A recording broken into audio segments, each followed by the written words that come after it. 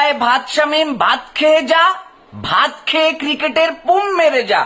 বাংলাদেশের ক্রিকেট মানে পুরো চুদলিং পং।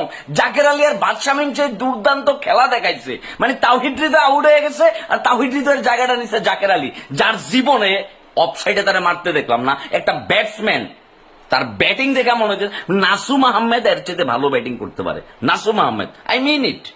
ভাত শামিম তারে আল্লাহ খালি সব দিছে ভাই, তারে শরীর দিছে, চেহারা দিছে, মানে সবই দিছে ভাই, খালি ব্রেনটা দেয় নাই। যদি ব্রেনটা দিত তাইলে আর কোনো কিছুর ঘাটতি দেখতো না ভাই। যে দুর্দান্ত লেভেলের ব্যাটিং তোমরা করছো, 60টা রান নিতে যাইয়া 3 জন আউট। জুনিয়র তামিম একটা সেট ব্যাটসম্যান, ম্যাচটারে জিতে তার শেষ করার কথা ছিল, সে আউট হয়ে গেছে গা। আর জাকের আলী তো মানে ও চিন্তা করছে ভাই বিসিবি ওর সম্পত্তি, এই ক্রিকেট থেকে ওর কেউ নামাইতে পারবে না, দল থেকে ওর কেউ তাড়াইতে পারবে না, এই জন্য সে ডট বল অফসাইডের বল সে চোখে দেখে না, লাগাইতে পারে না। বাদ শামিমের বলটা ইয়র্কার ছিল, ওকে ফাইন, ইয়র্কার বলে তুমি আউট হয়ে গেছো গা। কিন্তু ভাই তুমি যে ক্রিকেটটা খেলতেছো, তুমি করতেছোটা কি, আসলে কি করতে চাইতেছো? মানে রিশাদের উপর দায়িত্ব পড়ছে কি ম্যাচ জেতানো, রিশাদ আর তানজিম সাকিবের। হ্যাঁ, 6 বলে 21 রান, মানে এটা কি চারটিখানি কথা? 6 বলে 21 রান মস্কারি। এর আগের ম্যাচে কি বলাররা রান করে নাই? তাহলে বলাররা রানও করবে, ওরা আবার ব্যাটিং করবে, ওরা বোলিং করে উইকেটও নিবে, মানে তাহলে ভাই তোর কাজটা কি ভাই, তোরা করতেছটা কি? লিটন কুমার দাস চিন্তা করছিলাম যে সে কামব্যাক করবে দারুণ ভাবে অ্যাজ এ ক্যাপ্টেন, তার কাছ থেকে এইটুকু এক্সপেকটেশন ছিল যে সে আসলে দলটা মোটিভেট হবে, চাঙ্গা হবে। আলটিমেটলি কোনো কিছু হয় না, সে লাইফ পাইছে। শুরুর দিকে ভালো ব্যাটিং করছে লিটন দাস, লাস্টের দিকে ইনিংসটা বাড়াইতে পারেনি। মানে এমনি করেই চলতেছে বাংলাদেশের ক্রিকেট, এটা নিয়ে কারো দায়ভার নাই, কোনো চিল্লা পাল্লা নাই, কোনো কথাবার্তা নাই।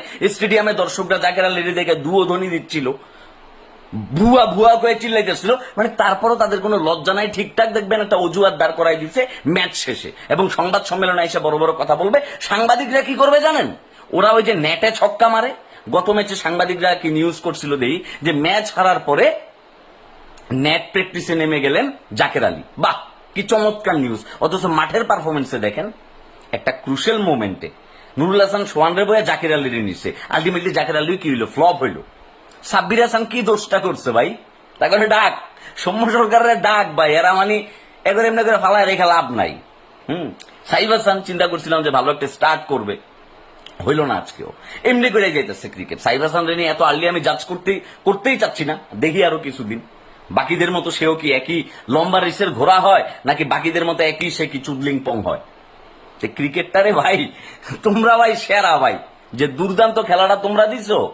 যে কোনো আইসিইউর রুগী আইসিইউতে নেওয়া লাগবে না, খালি টিভির সামনে বয়া বাংলাদেশের খেলা দেখাই দেন, ওর জীবন দেখবেন এমনি কি পুরা পথে হয়ে যাবো, রাস্তায় ড্রেনে হয়ে যাবো। খালি বাংলাদেশের খেলাটা দেখাই দেন কোনো মৃত্যু পথযাত্রী রুগীরে, দেখবেন তার আর কোনো ডাক্তার বৈদ্য কারো কাজ লাগবে না ভাই। ও বাংলাদেশের ম্যাচের সিচুয়েশন দেখা ও পগার বার হয়ে যাবো। এই হচ্ছে আমাদের অবস্থা। বাহ, দুর্দান্ত ব্যাটিংটা করছো রে ভাইয়া।